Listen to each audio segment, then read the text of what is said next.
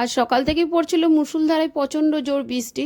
আর বৃষ্টি যখন হচ্ছিল তখন তো আর মানে ওয়েদারটা খুব ঠান্ডাও ছিল, আর আমরা হলাম বাঙালি, তো এই দুটোর সুযোগ একসঙ্গেই নিয়ে আমি বসিয়ে দিলাম কড়াইয়ে গরম গরম খিচুড়ি। কারণ এক তো বৃষ্টি, তার মধ্যে আবার দুপুরবেলার খাবার আছে, তো ভালো যেহেতু আমরা সবাই বাঙালিরা একটু বর্ষা পড়লে খিচুড়ি পছন্দ করি, তো আমরাও আজকে বসিয়ে দিয়েছিলাম খিচুড়ি। আর ছেলে বলেছিল, মা এই বর্ষার মধ্যে আমাকে কিন্তু একদিন গোবিন্দভোগ চালের খিচুড়ি খাওয়াতে হবে। কারণ কি আমি ভালোবাসি সেদ্ধ চালের খিচুড়ি, আর ছেলে ভালোবাসে গোবিন্দভোগ চালের খিচুড়ি। ও সেদ্ধ চালের খিচুড়িটা তেমন পছন্দ করে না।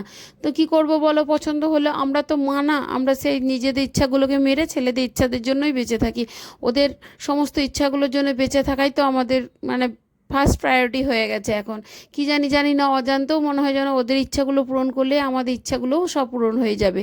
তো তাই আমিও বসিয়ে দিলাম গোবিন্দভোগ চালের খিচুড়ি। প্রথমে ডালটাকে ভালো করে একটু ভেজে নেড়ে চেড়ে গরম করে নিলাম, আর এবার একটু চালটাও হালকা নেড়ে দিচ্ছি, তাহলে কি মানে একটু চালটা ফুলে ওঠে, তাতে খেতেও মানে ভালো হয়।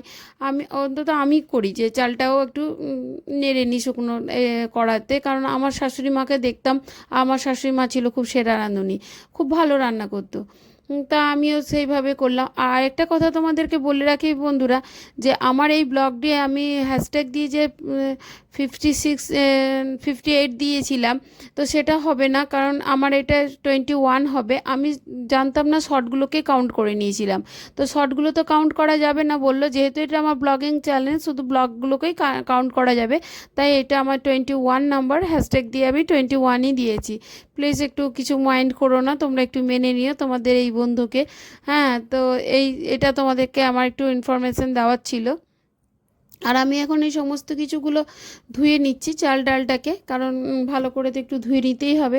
অনেক সময় এই বর্ষার সময় তো বিশেষ করে যদি মানে কোথাও কিছু অনেক দিনের ডাল হয় তাহলে কিন্তু গন্ধ হয়ে যায়। যদিও আমার সব কিছু যে দোকানে ফ্রেশ পাওয়া যায় ওখান থেকেই নিয়ে আসা হয়, তবুও আর এখন আমি জলটা বসিয়ে দিলাম, জলটা একটু গরম করতে দিয়ে দিলাম। জলটা গরম করা হয়ে গেলে তারপরে আমি ডালটা দেবো। আর এখানে ভেজে নিচ্ছি, একটুখানি ঘি দিয়েছিলাম, আর তার সাথে কাজু আর কিশমিশ। আস্তে করে বলছি বন্ধুরা, কারণ কি ছেলে যদি জানতে পেরে যায় যে এর মধ্যে ঘি অ্যাড করা হয়েছে, তাহলে কিন্তু চক্ষু চড়ক গাছ হয়ে যাবে।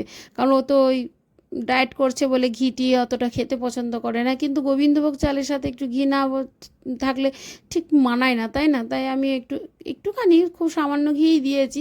তোমরা আমার রান্নায় দেখবে খুব তেল বা ঘি বাটার এগুলো খুব কমই ইউজ করা হয়।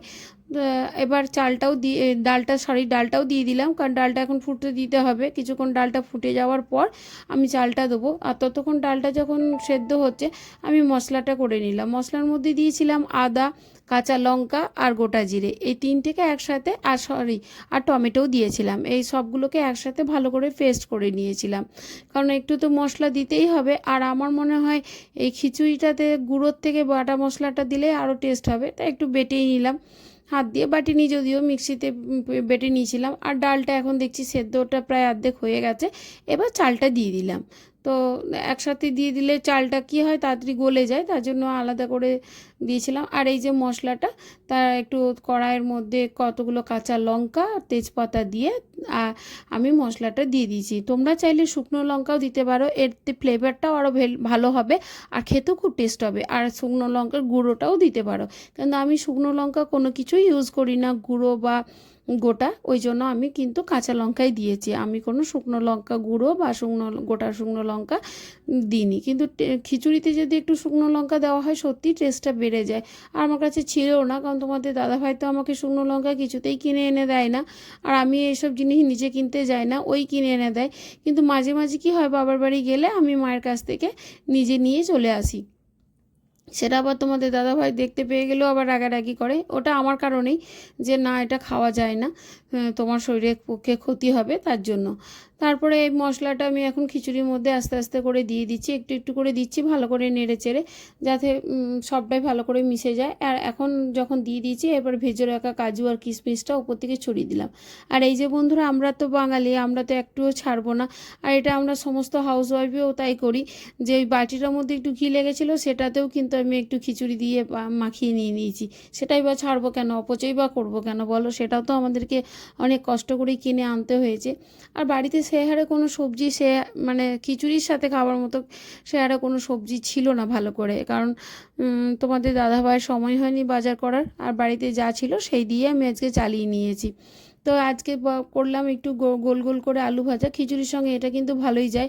আর এই লিডটা দিতে গিয়ে দেখছি না এই লিডটা তো এটা নয়, তারপরে আবার বড় লিডটা বার করে তারপরে ওটা দিয়েছি। তো বেশি কিছু না, আজকে খুব হালকা হালকা মেনুই হয়েছে। খিচুড়ির সাথে একটু আলুটাকে ভালো করে ভেজে নিচ্ছি, আর খিচুড়ির সাথে আলু ভাজাটা কিন্তু খুব ভালোই লাগে গোল গোল করে। এর মধ্যে একটু গোটা পোস্ত ছড়িয়ে দিলেও ভালো লাগে, তো পোস্তটা দিলাম না ইচ্ছা করেই। এইটুকুই পেরেছি দিয়েছি, এই নুন হলুদ দিয়েই করে দিয়েছি আজকে। আর যারা যারা আমার চ্যানেলটি সাবস্ক্রাইব করোনি প্লিজ সাবস্ক্রাইব করে দিয়ে যেও, আর যারা যারা করেছো তাদেরকে অসংখ্য ধন্যবাদ। আর ভিডিওটি যদি ভালো লাগে থাকে অবশ্যই কমেন্টে জানিও, আর তোমাদের যদি কিছু জানার ইচ্ছা থাকে সেটাও আমাকে জানিও।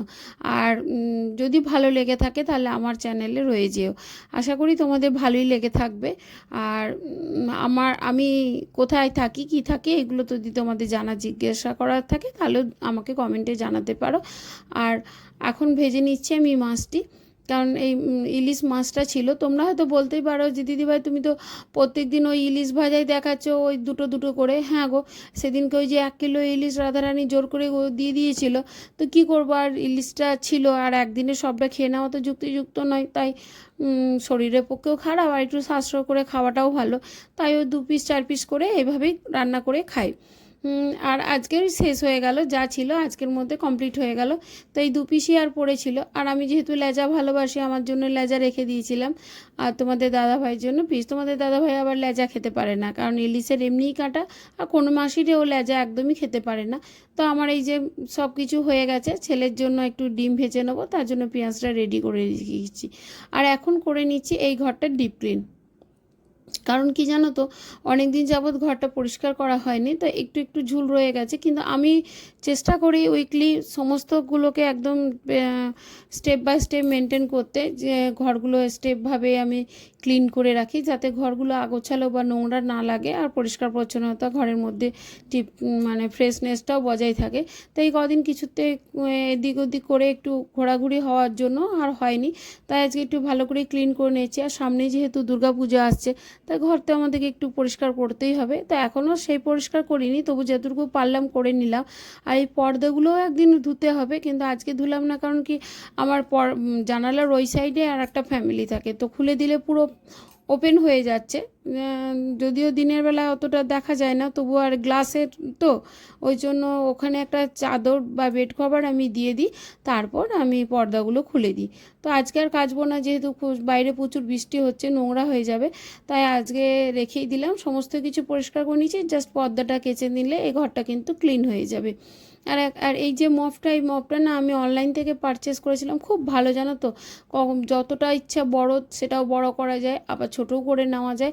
আর বিশেষ করে ওয়ালগুলো খুব সুন্দর করে পরিষ্কার করা যায়। ওয়ালের যে ডাস্টগুলো লেগে থাকে, দেখবে ওয়ালের মধ্যে একটা না একটা ডাস্ট লেগেই থাকে, সেই ডাস্টগুলো কিন্তু এর মধ্যে খুব পরিষ্কার করা যায়। আর এই যে পুতুলটা দেখছো, এটা আমার ছেলের ছোটোবেলাকার পুতুল। ওর অনেকগুলোই ছোটোবেলাকার পুতুলগুলো আছে, বা অনেক খেলনাও আছে। আমি কিন্তু একটাও নষ্ট করিনি, কিছু কিছু আমার ভাইয়ের ছেলেকে দিয়েছি, আর কিছু কিছু আমি রেখে দিয়েছি ওর ছোটোবেলাকার স্মৃতি বলে। কারণ ও তো বড় হয়ে গেছে, আর স্মৃতিগুলো তো আর হারানো যায় না, তো সেইগুলো আমি কিন্তু সবই গুছিয়ে রেখে দিয়েছি। মাঝে মাঝে তোমাদের দাদা ভাই বলে জানো তো, যে এইগুলো ঘরের নোংরা বাড়ছে, কি জন্য এগুলো রেখে কি লাভ হচ্ছে, কাউকে দিয়ে দিলেই পারো, বা আমার ভাইয়ের ছেলের জন্য বলবে যে গোলুকে দিয়ে দিতে পারো।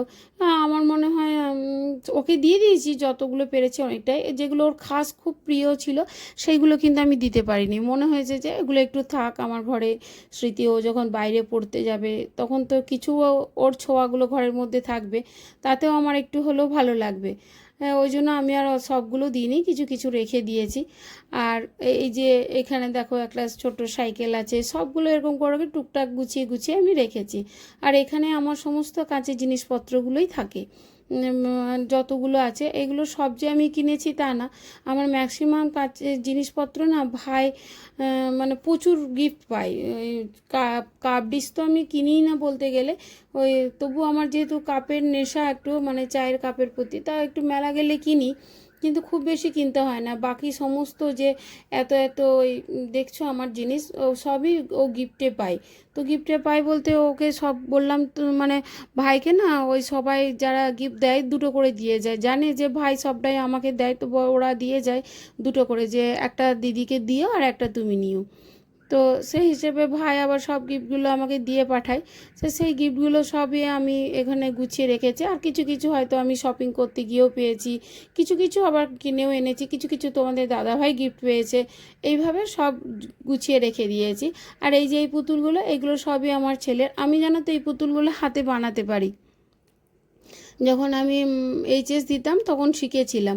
তারপর অনেক দিন হয়ে গেল আর সেগুলো আর চর্চার মধ্যে নেই।